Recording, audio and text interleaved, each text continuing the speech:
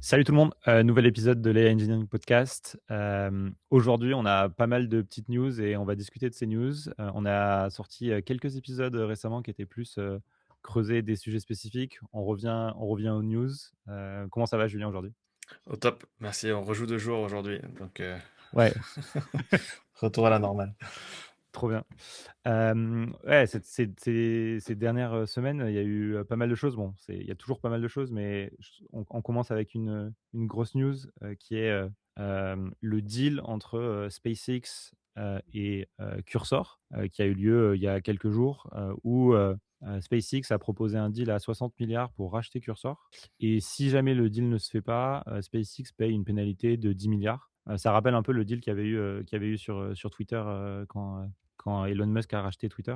Et SpaceX qui a aussi XAI aussi, non? Ils ont Ouais, c'est ça. fusionné. En gros, SpaceX a fusionné avec xAI. A priori, Tesla est aussi un peu dans le même pattern. Et l'idée de Elon Musk actuellement, c'est de faire la, la guerre ou d'avoir la meilleure partie du compute pour aider justement ce futur sur la partie AI. Donc, c'est-à-dire avoir des data centers, envoyer des data centers dans l'espace. Et du coup, il veut avoir le monopole sur le compute parce qu'il dit que le truc qui va struggle ce futur AI-driven, c'est le compute. Mhm. Donc, il part dans cette direction-là. T'imagines si on t'avait dit il y a 10 ans qu'une boîte qui fait des fusées achète une boîte qui fait un IDE, qu'est-ce que t'en aurais pensé? Et surtout, et qui fait un IDE, mais qui est même pas son IDE à la base, qui est un fork d'un IDE qui est chez Microsoft.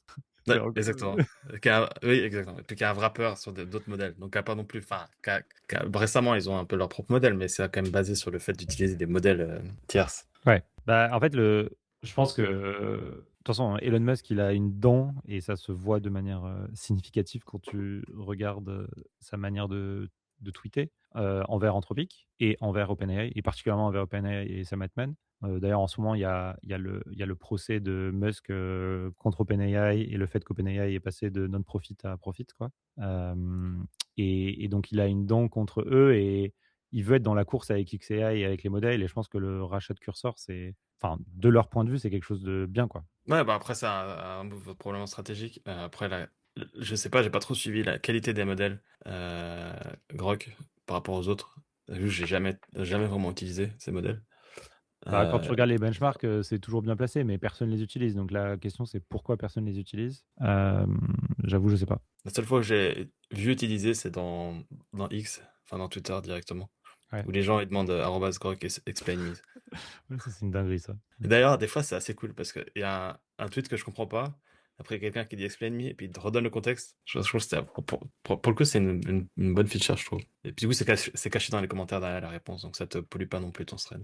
C'est vrai, c'est vrai. Moi, je pense que, enfin, Cursor, d'ailleurs, là, les chiffres, c'est Cursor à la dernière valorisation, c'était 9 milliards, quoi. Donc 60 milliards, c'est quand même un bon multiplicateur. Et je pense qu'il y a plein de trucs qui sont un peu ironiques, qui sont que bah, Cursor, leur propre modèle à eux, que ce soit Composer, enfin principalement Composer, c'est du Kimi, enfin c'était du Kimi en base, quoi. Donc il n'y a même pas une propriété sur la partie créer la partie base du modèle, il y a plutôt une propriété sur la partie reinforcement learning. Et ce qu'a Cursor qui est très fort, que n'a pas SpaceX, c'est la data plutôt, c'est l'usage. Enfin, faire que il récupère de la code base, il récupère de l'usage, il récupère toute la partie reinforcement learning pour améliorer les modèles sur la partie coding. Parce que probablement ça le move, non? C'est Ouais, je pense. genre de prendre leur modèle Grok et puis d'utiliser le savoir-faire et les données d'usage de Cursor pour fine-tuner leur modèle pour faire du coding. Ouais. Et du Mais coup, ouais. après, le truc, c'est qu'un des avantages, moi, je trouve, de Cursor par rapport à Cloud Code, par exemple, c'est que Cursor est agnostique. Tu peux l'utiliser avec n'importe quel modèle. La question, c'est est-ce que dans ce deal, ça le restera, quoi. Ouais, ouais, il y a plein de questions qui se posent, hein. Mais bon, le jump le gain de valorisation, c'est assez fou, je trouve. Ouais, ouais. Même pas du tout rationnel. Un fois 6 en quoi, un an? Ouais. Même pas, Ouais. je sais plus quand est-ce qu'ils ont levé récemment. Mm. Ah, ils mettent là, valued à 30 milliards en novembre. Ouais, donc fois 2 en 6 mois. Ouais, donc c'est x2 en 6 mois et fois 10 enfin fois 6 en un an, quoi.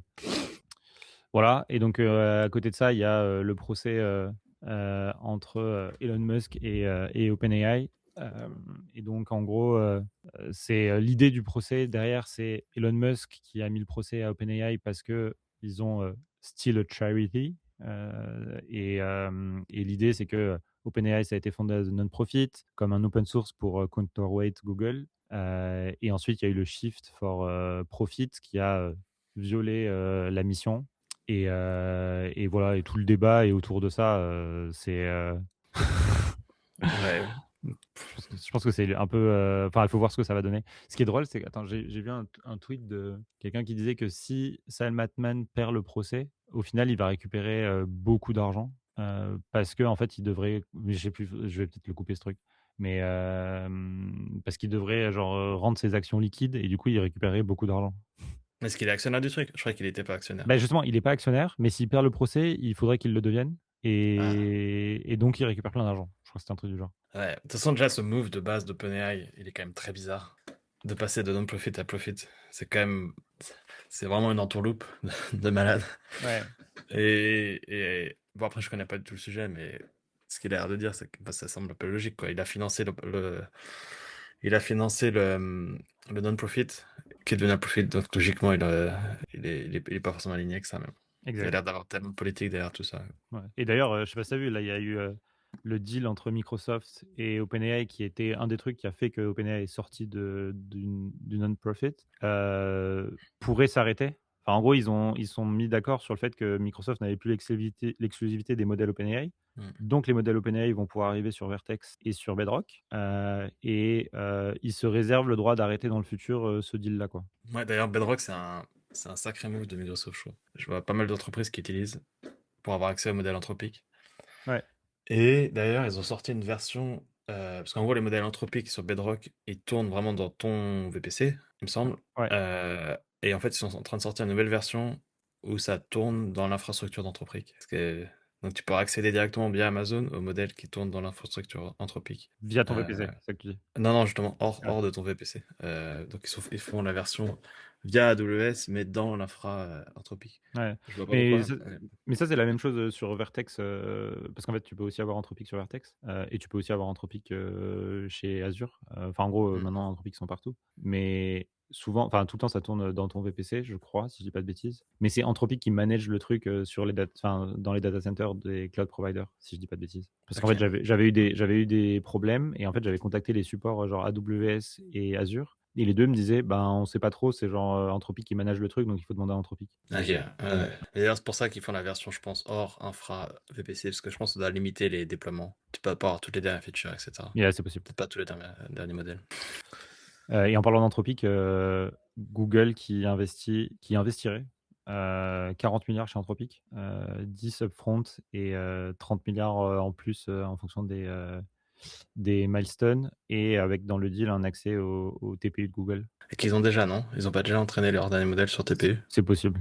il me semble. C'était dans l'interview de Jensen, là. Je sais pas si tu l'as vu. J'ai vu des trucs Avec, passer. qui était assez folle. Le gars l'intervieweur est très très bon.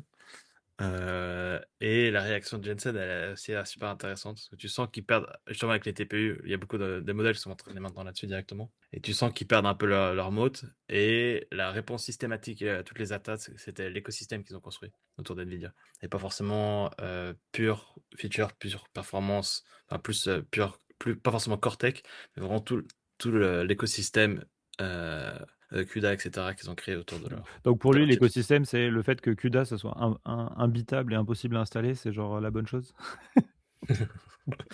Ouais, bah, ouais, là c'est l'horreur, mais en fait c'est les leaders pour le soft qui Ouais, tourne sur les chips, quoi. ouais. Et ouais, et d'ailleurs, enfin, je crois qu'on l'a pas, mais les modèles open source qui sont sortis la semaine dernière, Ouais, les Qwen. Qwen et puis DeepSeek aussi, Ah oui, c'est vrai, il y a eu DeepSeek qui a V4. sorti leur dernier modèle qui est, je crois, 1,6 trillion, et puis qui a des perfs de malade. Ouais. Ouais, et ça, je pense, c'est un sacré move. Par contre, c'est des modèles énormes, donc pour les self-hostés, c'est compliqué. Mais voilà, c'est un modèle qui est en compétition directe avec les Opus et les GPT-5.5, du coup, on est là. Ouais. Et ça, je trouve ça, c'est très très intéressant. Donc ouais, je crois que le dernier c'est 3.5. Attends, 3.6. Je suis un peu perdu. Ouais, c'est 3.6. Les Qwen Et 3.6. ouais, et ça, c'est un truc que je commence à regarder sérieusement, tous ces modèles open source là, avec, bah, je crois que c'est dans les tabs qu'on a après, mais Entropy qui commence à limiter pas mal l'utilisation du Max Plan. Combiné aussi avec, voilà, j'utilise beaucoup, de plus en plus Py-Harness. Donc, du coup, je peux pas utiliser mon Max Plan avec ça. Et donc, du coup, je regarde de plus en plus ces modèles open source. Et les performances, je pense, ça commence à pas mal rattraper. Et je pense que c'est quelque chose à regarder pour les prochaines semaines. Ouais, faudrait se faire une session juste modèle open source et qu'on Ouais, fasse un peu clairement. qu'on joue un peu avec et qu'on teste genre le Gemma, les DeepSeek, les Qwen, etc. Et qu'on teste sur des features similaires ce qui est en output. Juste, c'est du cherry picking, mais juste pour le fun, je pense, ça pourrait être sympa. Si quelqu'un d'ailleurs parmi les auditeurs veut être expert dans ce domaine-là et veut nous faire des démos et venir nous faire une petite une presse, n'hésitez pas à nous contacter, quoi. Ouais, Avec ouais, plaisir. grave. Bah, justement, sur ce truc-là de Anthropic qui commence à limiter, donc on sait pas trop. Il y a eu plein de choses, il y a eu plein d'allers et de retours, mais il y a une semaine, Claude Code était plus listé comme une fonctionnalité de Claude Pro. Donc, c'est-à-dire quand tu payais 20 $, tu n'avais plus accès à Claude Code, il fallait payer 100 $.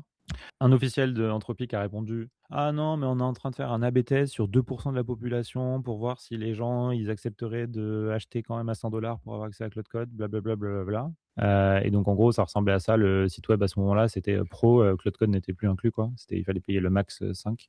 Mhm. Et bon, c'est juste du move de. Bon, ça c'est très drôle.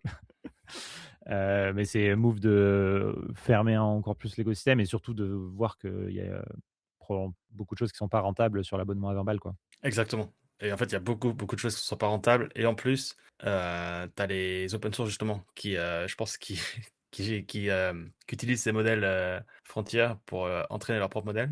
Et donc, du coup, c'est marrant parce que si tu subventionnes tes max plans ou tes plans, en fait, tu subventionnes l'entraînement de modèles open source sur tes modèles indirectement. Ouais. Donc, je trouve ça, enfin, ça c'est ironique pour le coup. Et ouais, on voit bien, hein, ils catch up vraiment rapidement. Ouais, de ouf. Donc ça, c'est ouais, un truc comme ça. Ouais. Le truc, c'est que là, en ce moment, beaucoup de CTO de billion-dollar compagnies qui quittent leur rôle de CTO pour redevenir des contributeurs chez Anthropic. Bon, contributeurs, on ne sait pas, mais c'est genre MTS qui veut dire Member of the Technical Staff. Et donc, CTO de Workday, de You.com, Instagram, Box, Super.com, Adept, tous ont join Anthropic ces dernières semaines. Bah, ça, c'est assez fou. Et je pense que ça cache un peu le move d'Anthropic, c'est d'investir les niches de partout. Ouais. Donc, si tu veux faire ça, tu prends les gens qui ont déjà construit les workflows pour ces niches, tu les recrutes et tu leur demandes de reconstruire le workflow après avec des apps verticales. Et le premier exemple de ça, c'est ouais, Cloud Design exactement, qui est sorti la semaine dernière, qui est en gros, ouais, c'est un Figma powered par Claude. Je sais pas si tu as l'UX, l'outil que tu peux ouvrir. Non, Parce moi, que je l'ai pas sous la main, j'avoue, je ne l'ai pas sous la main. tu veux que je sorte le truc. Ouais, vas-y, si tu veux. Vas-y. Genre Claire, elle a testé, elle fait des trucs avec, mais j'avoue, j'en ai pas eu besoin. Ok, alors attends, je t'ajoute. Add to send one, remove. C'est bon, je vois ton écran. Je t'entends plus en revanche. Pourquoi je t'entends plus? 1, 2, 1, 2. Oui, c'est bon, je t'entends. Ok, parfait. Ok, bah du coup, ouais, alors j'ai ouvert Cloud Design. C'est juste pour montrer, je trouve, les principes de l'outil qui font que je pense que ça peut se répliquer pour n'importe quoi en fait. Et je pense que c'est en lien justement avec ces CTO qui ont bougé vers Anthropic. Je pense qu'ils vont faire exactement le même type d'UX ou de tool pour n'importe quelle niche. Et en fait, donc quand tu rentres, t'as une interface standard avec un peu un truc d'onboarding. Et puis si tu ouvres un projet après, c'est assez simple. Tu as un chat sur la gauche et un workbench sur la droite. Et puis en gros, tu lui demandes de générer des trucs. Il te fait une interview au début. Et après, il te génère un artefact, voilà, un artefact de design. Tu peux avoir des variations, etc. Tu peux même éditer ton truc. Tu vois. Tu peux, voilà, donc tu peux faire aussi les changements un peu last mile. Tu peux pas déplacer les trucs, je crois. Ouais, non, ça marche pas. Mais, et en fait, tout revient après à des commandes que tu mets dans ton chat. Tu peux aussi faire des commentaires. Et puis ça les envoie directement dans ton chat. Donc en gros, c'est vraiment un outil où tu as un chat sur la gauche, un artefact sur la droite. Et je pense que ça marche très bien pour le design. Puis je pense que ça marche pour plein d'autres trucs. Donc tu pourrais avoir un calendrier à droite, tu pourrais avoir, je sais pas, un Google Doc à droite, tu pourrais avoir un Kanban, tu pourrais avoir un Gantt pour faire du project management. Et en gros, je pense que du coup, ce setup là qu'ils ont fait, je pense qu'ils vont répliquer pour plein d'autres choses. Ouais, je pense que c'est une bonne analyse hein, de se dire, Et c'est marrant parce que ça, c'est juste un petit détail, mais pour beaucoup d'outils qui intègrent de l'AI, le chat est à droite, ce qui fait Oui, que d'abord, tu as ton produit et on a rajouté le chat en plus à droite, tu vois? et c'est l'inverse Et maintenant. et là et là, c'est la philosophie est inverse, c'est, genre tu commences par un chat qui produit quelque chose et c'est plutôt l'output du chat, que tu vois à ta droite. Je pense que c'est un petit détail, mais c'est genre ça montre bien le truc. Mais en fait, là où c'est révolutionnaire, c'est que ça te permet de faire des onboarding de fou. C'est-à-dire que là, en gros, t'arrives, t'as rien, tu dis, il te demande start with your context, update calendar. Ah, Demande-lui de faire une miniature pour YouTube. ouais, mais en gros, ah ouais, ça c'est une bonne idée. En bref, tant pis. Et en gros, là, tu vois, il te sort un outil, il te sort un form sur demande. Et donc, du coup, ça te permet vraiment plutôt que d'avoir un écran qui est complexe, avec plein de boutons partout, tu as juste un chat, tu poses une question, et il t'onboard sur le produit comme ça. Ça, je trouve, c'est trop bien, quoi. Ouais, Et, c'est malin, ouais. et ça, je trouve, c'est le futur futur de l'app, quoi. Après, bon, honnêtement, l'output, il est bien, mais il est pas fou non plus. Je sens que c'est le début, mais voilà. Enfin, le but, c'est pas forcément de montrer l'outil, mais de plus de montrer la philosophie derrière. Ouais. En fait, Et j'étais là-dessus, assez fan. j'ai écouté hier une vidéo là d'un youtubeur français qui s'appelle Bastille qui fait enfin c'est un youtubeur design et du coup il faisait un peu une review et il donnait son analyse du truc. Et en fait, ce qu'il disait, c'est cool, mais en fait le problème c'est que dès que tout le monde va se mettre à utiliser Cloud Design, tous les designs vont se ressembler et du coup il va y avoir plus trop de créativité. Tu vois, en gros, ce qu'il critiquait, c'est toutes les taglines là que génère Cloud Design, c'est souvent du texte avec un autre petit truc en italique en dessous, avec une autre Ouais, couleur, ou un truc ouais, comme tu avais là en highlighted. Et du coup, tout ouais. le monde a la même chose. Et à la fin, Oui, bah, oui. c'est clean, mais tu as envie de te démarquer de tes concurrents ou Ouais, de te démarquer des autres, quoi. en fait, oui et non. Enfin, oui, si tu prends le bare metal Cloud Code, Ouais, mais si tu prends des skills en plus, ça fait des différences de malade. Et en ouais, fait, tu peux regarder le skill Impeccable ouais, j'ai vu, ouais. Design. Ça marche trop bien. Enfin, j'utilise pour tous mes trucs. Ça marche vraiment trop bien. Et du coup, je pense que la customisation va venir via des skills. Et typiquement, des experts design qui ont leur propre style et vont pouvoir vendre leurs skills. Et tu vas pouvoir acheter des skills avec des designers pour lesquels t'aimes bien le style et l'injecter directement dans ton workflow. Ça, c'est plus l'interface qui va être comme ça.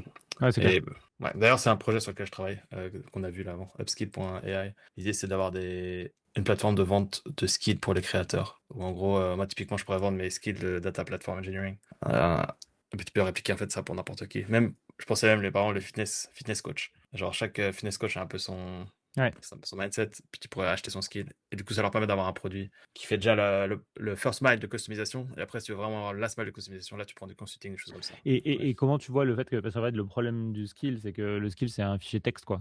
Genre, tu peux Ouais. facilement, enfin, tu peux facilement te le repartager, il peut facilement le leaker ailleurs. Je pense Ouais, que, après, bon, enfin, t'as plein de plateformes qui tournent déjà comme ça. Je sais pas, tu prends Gumroad par exemple, oui, t'as raison. où tu vends des PDF, tu vends des livres, machin. C'est le T'as même raison. problème.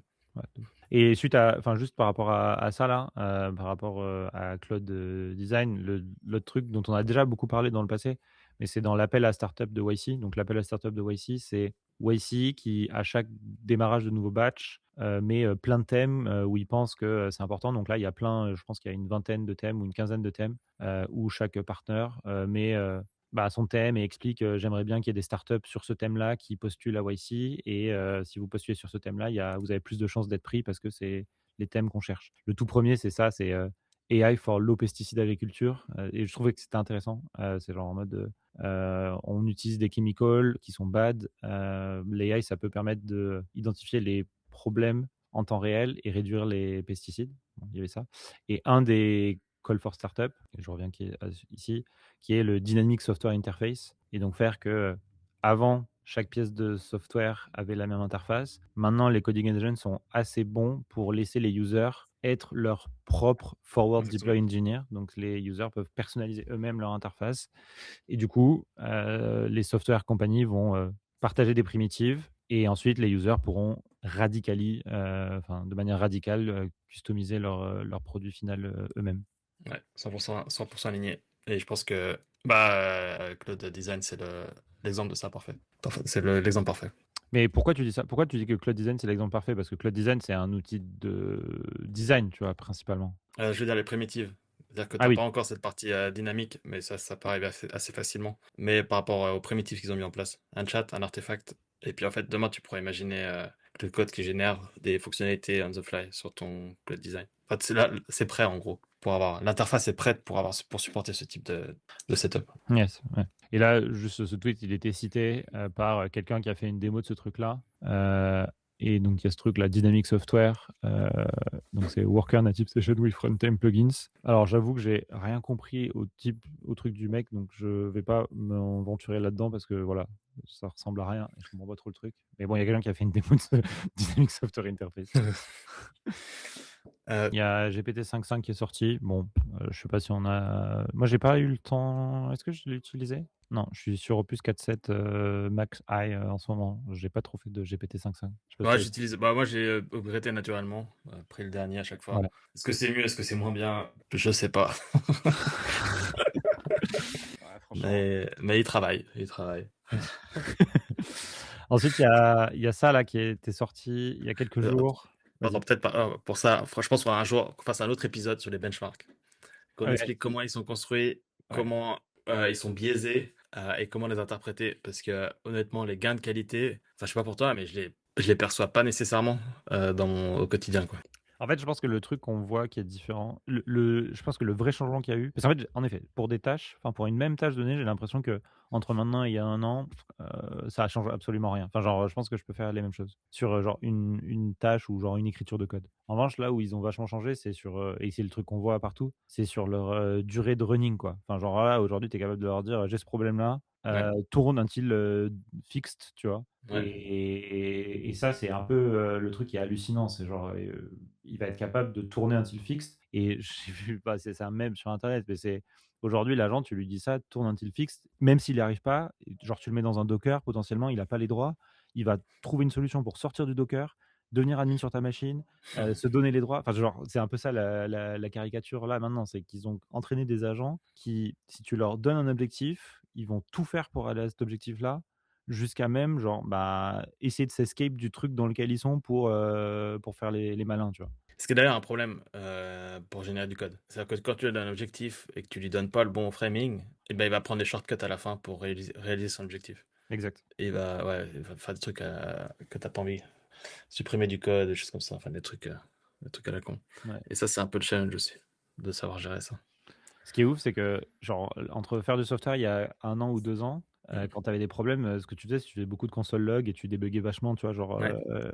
petit à petit les trucs. Et donc moi, ça m'arrive encore à des moments quand j'arrive pas à résoudre et que l'agent n'arrive pas à résoudre, je mets des console logs. Et dès que tu demandes à l'agent de débugger ton problème, il vire tous tes console logs. C'est infernal. Alors je sais pas si ça t'est arrivé, mais genre tu mets des console logs pour un peu débugger, tu dis à l'agent, ah c'est bon, j'ai avancé sur ce truc-là, machin. Le truc, allez hop, il vire tous tes console logs, il fait pourquoi il y a des console logs là, ça sert à rien. C'est anti-pattern. Ouais, c'est trop chiant. Autre truc là qui était sorti il y a quelques jours, Project Deal. Je ne sais pas si tu te souviens, et si vous vous souvenez, on en avait parlé. Il y avait ce vending machine bench qui avait été réalisé par Anthropic avec une boîte qui s'appelle Andon Labs, qui avait donné la gestion d'une vending machine à des modèles.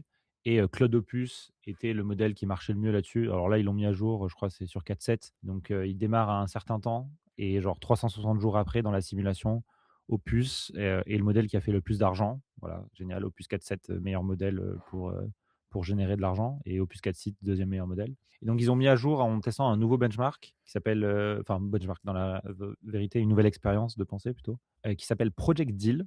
L'idée de Project Deal, c'est de faire une marketplace à la Craigslist ou Le Bon Coin, où en fait, tu peux en tant qu'individu acheter des objets sur une brocante. Et en gros, là, ce qu'ils ont voulu faire, c'est chaque humain peut avoir un agent qui négocie pour lui sur la marketplace les choses. Mm.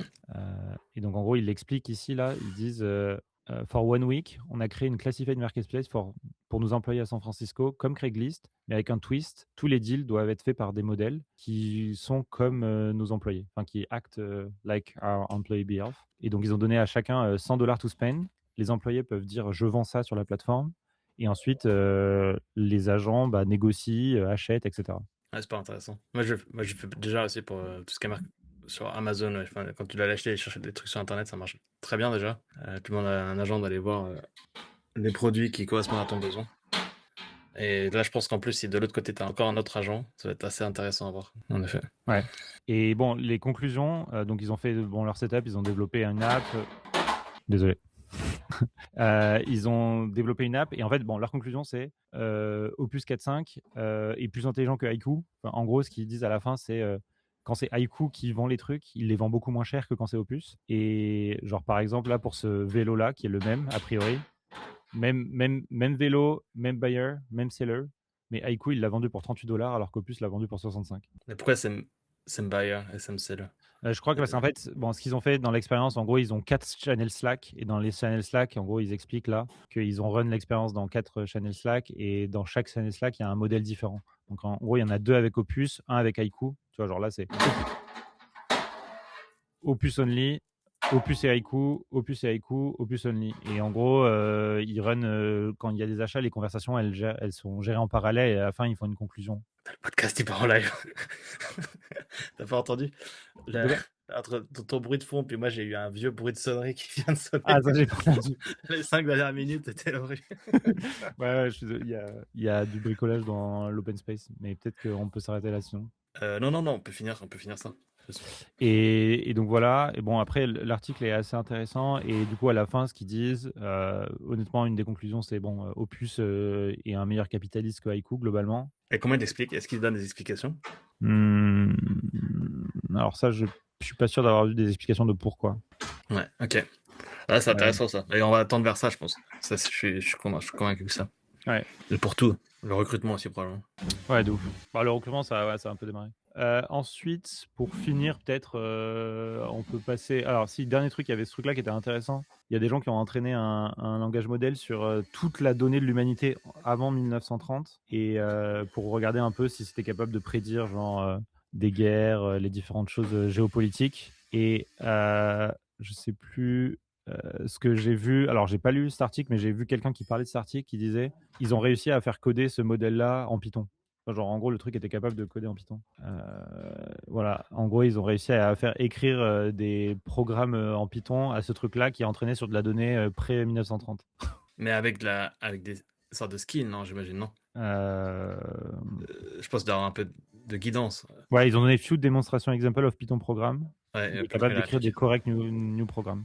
Mais ça veut dire, je pense que, parce qu'intéressant, c'est-à-dire que la manière d'entraîner, je pense qu'elle est clairement overkill. C'est-à-dire qu'il y a beaucoup trop de données qui sont mises dedans et je pense que, je sais pas, ils doivent connaître les chiffres, mais le pourcentage de données utiles au modèle parmi le corpus d'entraînement, il doit être assez limité. Et je pense que Ouais. c'est un bon exemple de ça, je trouve. Ouais, donc il y a ça. Et après, bah, je pense que le dernier sujet, on peut peut-être parler de l'article que tu as écrit de Markdown Team, enfin de 10x Data Team, Markdown Team. Ouais, c'est un article qui a pas mal résonné la semaine dernière. J'étais agréablement surpris. L'idée, c'était un peu d'écrire la vision pour les data teams dans le futur. Comment est-ce qu'ils vont se positionner en interne au lieu d'aujourd'hui de voilà, construire du code qui génère des dashboards qui sont consommés. Je pense que le rôle, ça va changer. Plus écrire des guidelines pour les agents qui écrivent le code et des guidelines pour que les agents des utilisateurs viennent chercher les données et les combinent un peu pour générer les insights pour l'utilisateur. Ce qui renverse un peu tous les rôles.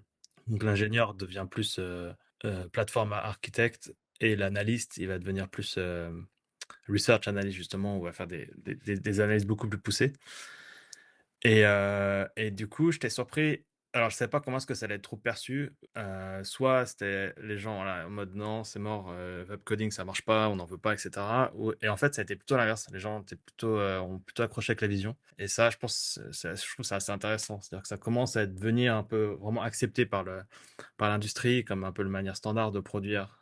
Enfin, de produire simplement. Et du coup, je trouve ça intéressant. Parce que je pense que si j'avais publié le même article il y a 6 mois, ça n'aurait pas été reçu de la même manière. Je suis persuadé de ça. Ouais, je pense que les gens se sont significativement habitués à tout faire en Markdown en ce moment Ouais. enfin, à avoir le contrôle, mais sous du Markdown, quoi. Et donc, je pense qu'en effet, les skills ont pris. Nous, on discutait avec des gens, genre, il y a des gens, c'est hallucinant le nombre de skills qu'ils ont, qui font littéralement la même chose. Et ils adorent avoir plein de skills pour faire plein de trucs, alors que l'information pourrait être vraiment plus compacte. Enfin, on revient au truc de le discours de Pi, tu vois. Enfin, du Pi Agent et je sais plus comment il s'appelle, Mario. Zechner. Ouais. Enfin, en gros, les gens adorent avoir plein de skills, plein de trucs qui donnent l'impression d'avoir plein de choses, tu vois. Ouais, surtout que ça pollue ton contexte de fou. Ouais, Plus tu mets de skills, plus ça. Après, en fait, je pense que ce qui serait bien, enfin, la manière de résoudre ça, c'est avoir des skills qui sont loadés dans des projets différents. Tu ouais. mets pas des skills globales tout le temps, tu mets juste vraiment tes skills nécessaires pour chaque projet et t'isoles un peu ça. Tu l'as vu ça?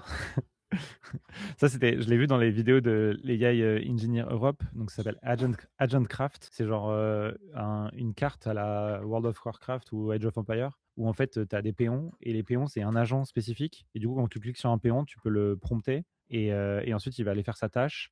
Et tu as les bâtiments, ça correspond. Tu as un bâtiment qui correspond au skill, tu as un bâtiment qui correspond au MCP.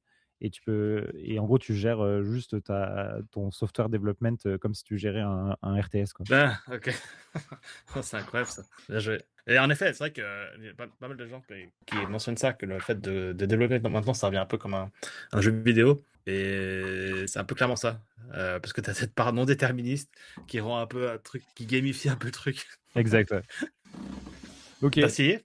Comment? Non, j'ai pas T'as essayé pour l'instant. essayé? J'ai pas essayé. Ok. Ah, et le truc qui est très drôle, c'est que en fait, ce truc, c'est pas, il se connecte à tous tes agents qui tournent sur ta machine. Donc, si tu as un agent Cloud Code, un agent Cursor, il se connecte à ces agents-là.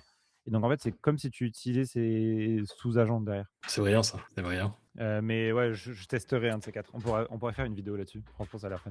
Bah pour la benchmark, on prend pour la Ouais, vidéo des benchmarks. ah, de ouf. C'est parfait. Trop bien. Bon, bah, on va s'arrêter Cool. là, je pense. Merci, trop bien. Petit épisode Data News Yes. qui passe juste très bien. Passe une bonne semaine, Julien. Et salut tout le monde. À la prochaine. Salut, bonne semaine.